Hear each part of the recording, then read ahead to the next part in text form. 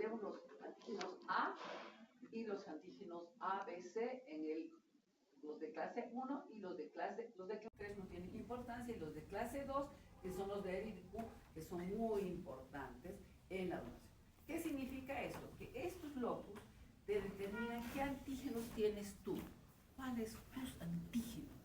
Los antígenos de tu pelo, los antígenos de tus ojos, de tu nariz, están expresados en todas las células. Entonces, los tipos de antígenos. Los antígenos clase 1. Clase 1 es A, B y C. Se expresan en la membrana de todas las células del cuerpo. En todas. En las de la uña, de los pies, etc. Y su función es presentar el antígeno. Entonces, este es mi antígeno y yo estoy aquí. Entonces, ese riñón tiene antígenos clase A.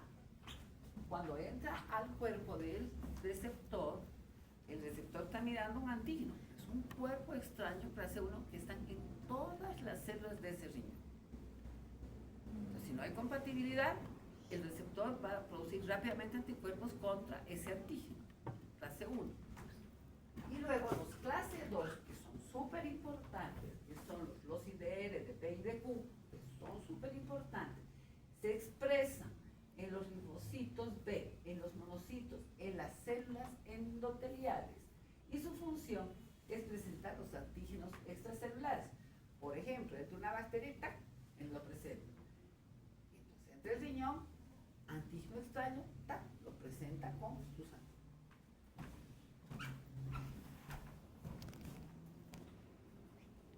Entonces, mecanismos de respuesta halogénica. ¿Qué quiere decir?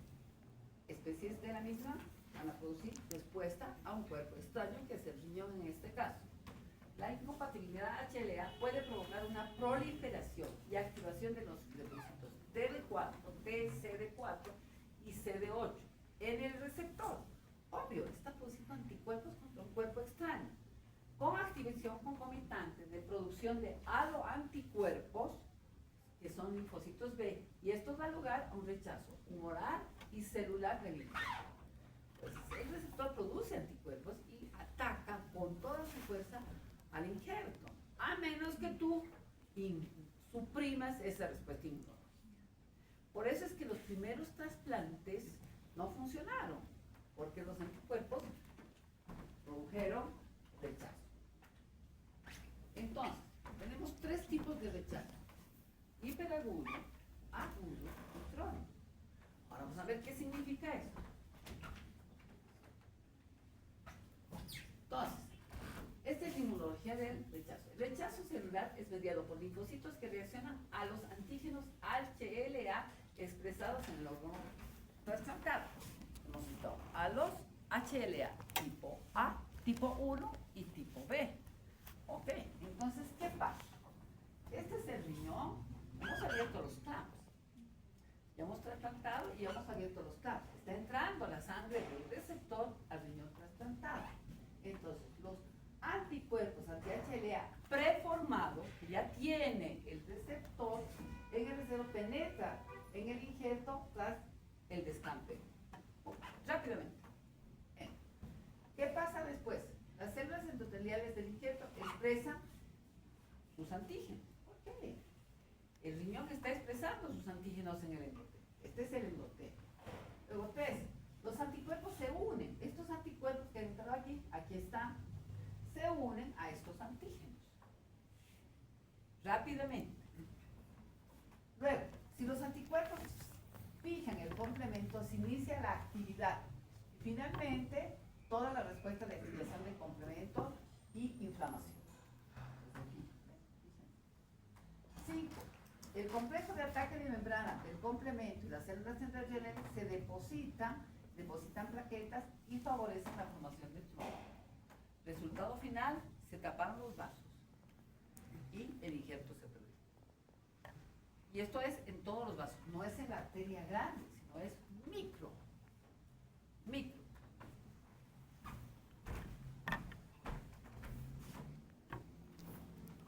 Entonces, el rechazo con componente humoral. La respuesta humoral requiere participación de los linfocitos T, CD4 y anticuerpos HLA preformados. Esto quiere decir que tú puedes tener ya anticuerpos preformados, lo que ocasiona un rechazo hiperagudo y acelerado. ¿Qué significa eso? Que yo o tú tenemos ya anticuerpos preformados. ¿Y quiénes tienen anticuerpos preformados? Los que han sido expuestos a antígenos, por ejemplo, las transfusiones. Las múltiples transfusiones hacen que tú vayas formando anticuerpos contra los distintos tipos de donantes que has tenido. Si eres una mujer multípara, tienes 5 personas genéticamente en 50% diferente a ti, y eso es un antígeno permanente que hace que tú tengas anticuerpos preformados. Si has tenido un trasplante previo de un riñón y lo rechazaste, estás sensibilizada a esos antígenos y eso te genera anticuerpos preformados, ¿sí? Okay. Entonces, rechazo con componente celular. El rechazo agudo celular ocurre en los 3 primeros meses y que puede ser acelerado si hay linfocitos previamente sensibilizados. Entonces, los 3 primeros meses el rechazo agudo se caracteriza por un infiltrado celular mononuclear intersticial, edema y tubulitis. Puede incluir los 3 citotóxicos específicos para determinados antígenos clase 1 y clase 2 presentes. Este es el rechazo agudo, que se presenta a lo largo de toda la vida del injerto, pero más frecuentemente en los 3 primeros meses, porque luego se desarrolla tolerancia.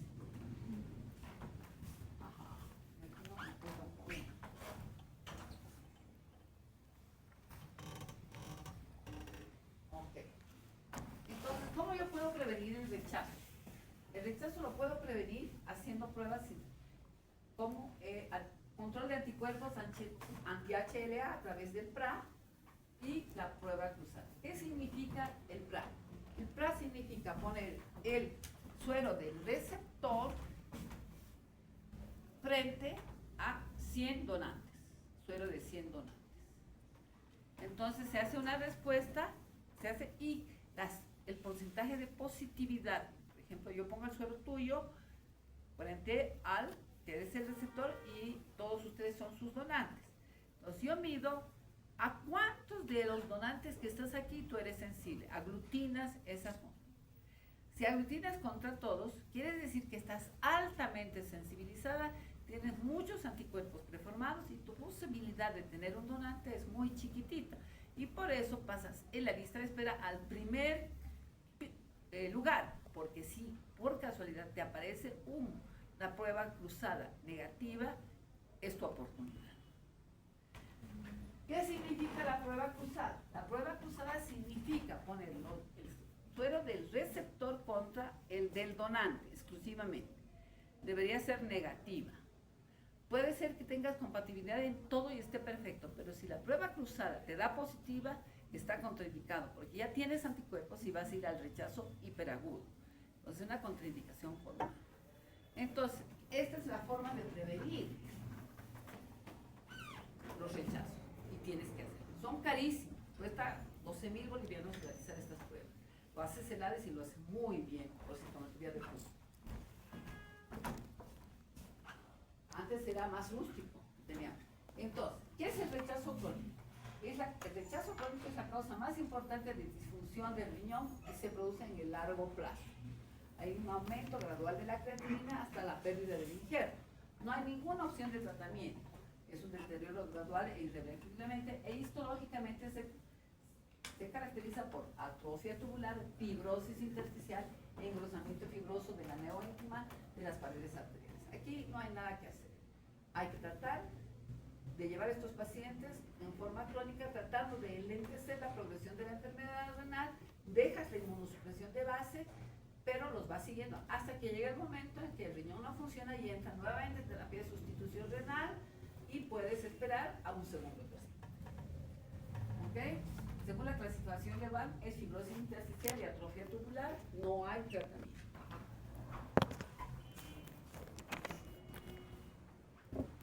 Bueno, aquí está la clasificación del rechazo. El hiperagudo se presenta en minutos a 10. Se puede presentar en la sala de operación. Abres los clamps y el riñón se pone grande, rojo y luego negro, o a veces revienta. Y tienes que sacar el riñón. Y cuando lo detectas, esto se produce por anticuerpos preformados, complemento bajo y daño endotelial, como hemos visto. Se produce trombosis microvascular, isquemia, infiltración de neutrófilos y de los capilares.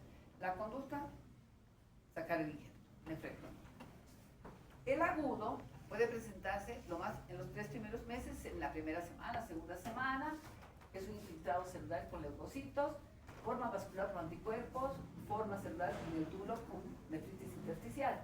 La conducta, metilprednisolona en bolus o anticuerpos monoclonales, por ejemplo, rituximab, plasmaferesis, si quieres sacar los anticuerpos, inmunoglobulinas o rituximab.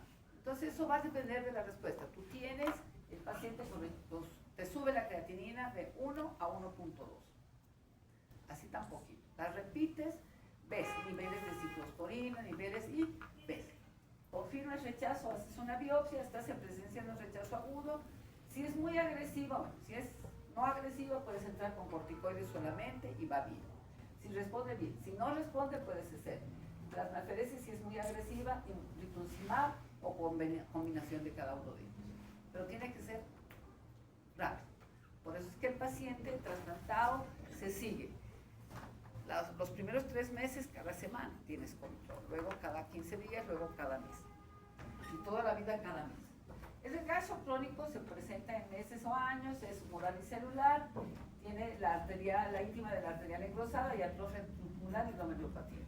No hay tratamiento específico, mantienes las medidas conservadoras y este paciente va a la enfermedad renal terminal y terminal.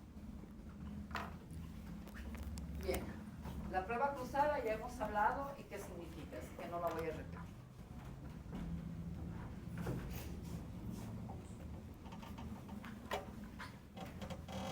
¿Cómo estudiamos las técnicas de histocompatibilidad que son anteriormente? Pues técnicas de biología molecular, sintometría de flujos y ELISAs. Esta es la mejor. Y esto es lo que hacemos en la lista abajo. Muy bien. El doctor Sosa es muy capaz. ¿Qué es tolerancia? Esto es interesante.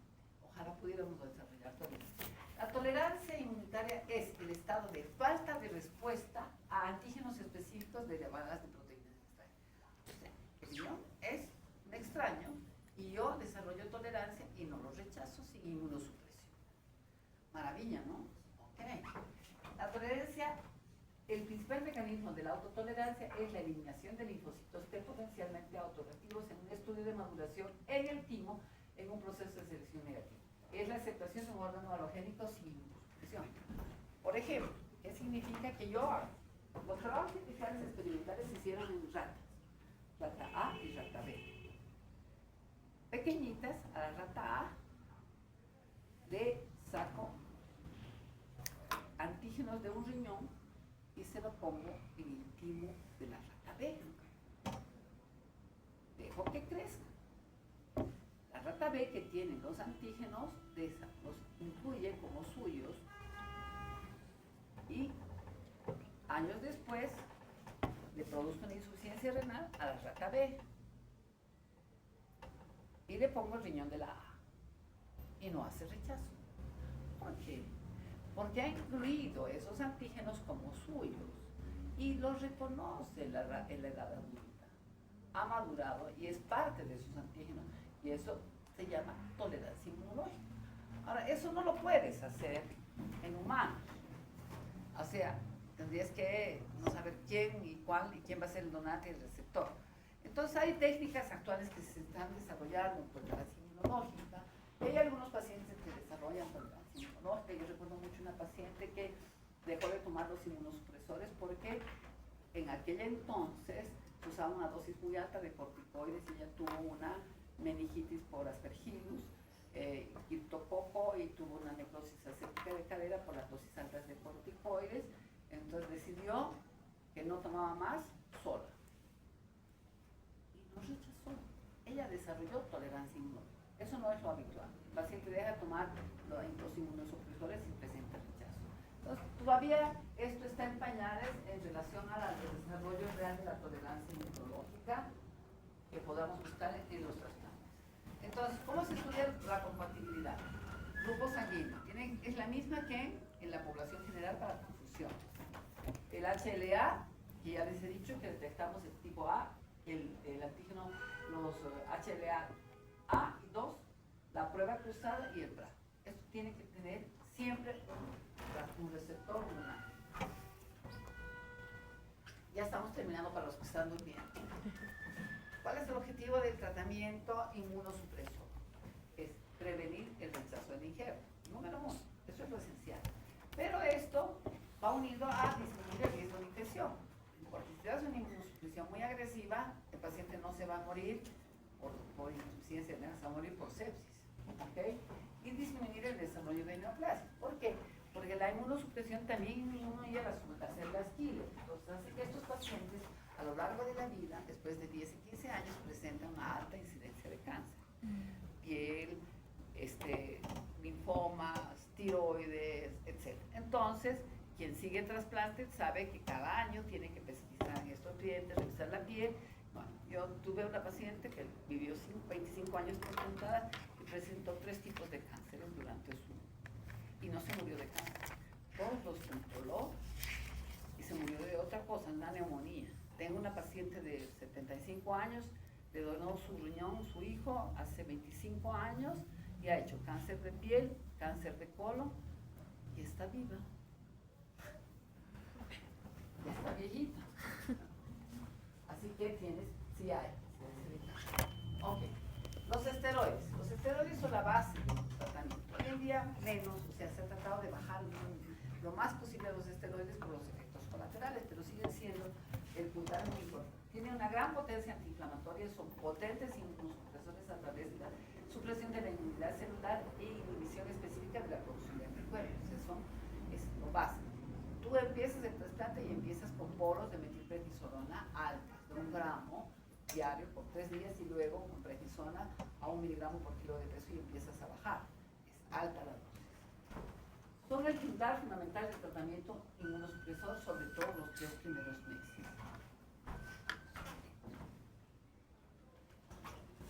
Y luego tenemos otro tipo de inmunosupresores. Los que inhiben la presentación del antígeno son los péptidos sintéticos, anticuerpos monoclonales anti-CD45, anticuerpos anti-CD3, sueros policlonales o antilinfocíticos o bloqueadores de las señales accesorias. Cuando usas estos que son muy agresivos, el paciente es muy sensibilizado. Por ejemplo, un paciente que tiene 70% de PRA o que ha sido retrasplantado, entonces usas el inicio, además del corticoide de dosis altas y los otros inmunosupresores, uno de estos anticuerpos. Por supuesto, lo vas a inmunosuprimir muchísimo y tienes que tener mucho cuidado en el manejo del entorno para que no se infecte. Luego, anticalcineurinos, inhibidores del eje de interleucina 2 y interleucina 2R, los anticalcineurinos, son muy importantes. La ciclosporina A y el tacrolimus. La ciclosporina A está desde 1985 y dio un giro importantísimo en la respuesta inmunológica, de una sobrevida de 50% a los 5 años, mejoró a 90%, o sea, son muy efectivos. Son nefrotóxicos, se tienen que manejar con niveles, y tacrolimus es una molécula mejorada, menos nefrotóxica, pero sigue siendo nefrotóxica, tienen absorción errática y se manejan con niveles siempre. Después de muchos años se puede pensar en retirarlos, en otros se dejan en dosis muy pequeñitas, ¿no? La rafamicina es un antibiótico macrólido de acción similar al tacrolimus, no se usa, y los anticuerpos monoclonales anti-interleucina 2. Estos se están usando, en Bolivia tenemos estos y ahora estamos usando sobre todo tacrolimus, ciclosporina ya pasó un poco la historia, pero tenemos muchos pacientes con ciclosporina. Luego la satioprina fue el primer inmunosupresor, y los corticoides le dieron la primera sobrevida a los injertos. Esto fue sustituido por una molécula mejorada que es el micofenato de mofetilo, que se utiliza actualmente, que es muy bueno, tiene pocos efectos colaterales, es un inmunosupresor con buena respuesta que se combina con el tacrolimus, y la amoxicilina no se utiliza. Luego los inhibidores de mTOR, sirolimus o rafamicina y everolimus. El sirolimus es un macrólido obtenido a partir de un hongo, el everolimus es un derivado del sirolimus. desarrollado para tener mejor biodisponibilidad oral. Actúan bloqueando la señal de proliferación de los factores de crecimiento del linfocito T, impidiendo la progresión a la fase S del ciclo celular. Esto se usa cuando no te funciona micofenolato, entonces puedes sacar micofenolato y meter este. Es caro, lo hay en el mercado, pero es una opción buena.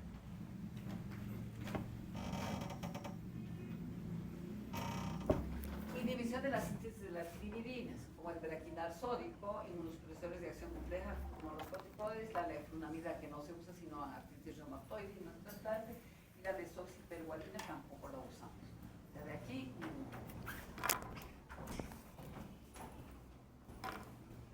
¿cuáles son las complicaciones? Las complicaciones en el trasplante son las infecciones bacterianas, las más frecuentes. Las bacterianas, las urinarias y las gastrointestinales. Estas se presentan muy frecuentemente en el tercer trimestre, sobre todo el primer mes, y las más frecuentes son las urinarias. Las gastrointestinales en nuestro medio son frecuentes porque la gente no tiene cuidado, la alimentación es frecuente y hay que tener cuidado. Las virales, estas son temibles. Citomegalovirus, varicela zoster, se trata a la primera lesión.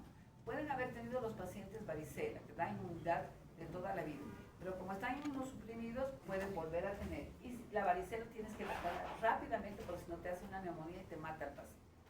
Hay que estar pendiente de intentar, no te mata el paciente, tienes que vigilarlo.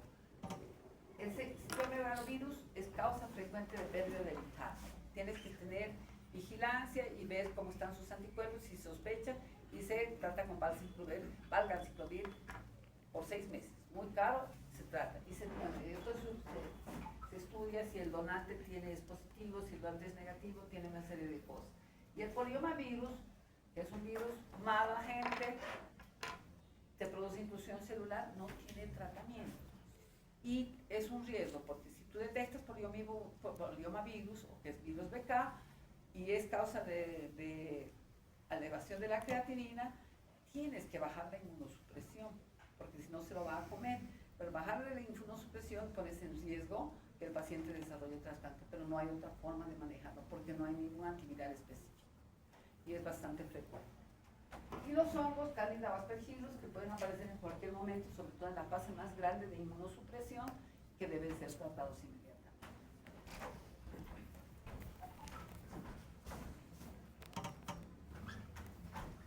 Y las complicaciones quirúrgicas. Las vasculares, hay en post-trasplante, estenosis o trombosis de los vasos. Las urológicas, fístulas, o linfoceles, las digestivas, periodontitis, úlceras gástricas y pancreatitis, que son más tardías, y las neoplasias son las complicaciones a largo plazo, desde los 15 a 20 años de trasplante, no son inmediatas. Y creo que este caso. Sí, eso es. Tienen una idea así global de lo que es el trasplante. ¿Alguna pregunta? Sí, claro. porque yo he iluminado mucho, pero ni así. Pero lo he grabado. Ya, sí, debe ser, porque si no hay problemas. Sí, me he grabado. Esa partecita, tal vez, donde ya se cortó. A veces le voy a grabar. Sí, gracias, pues, sí, ahorita te pasaré, porque luego me olvido. Sí, por favor.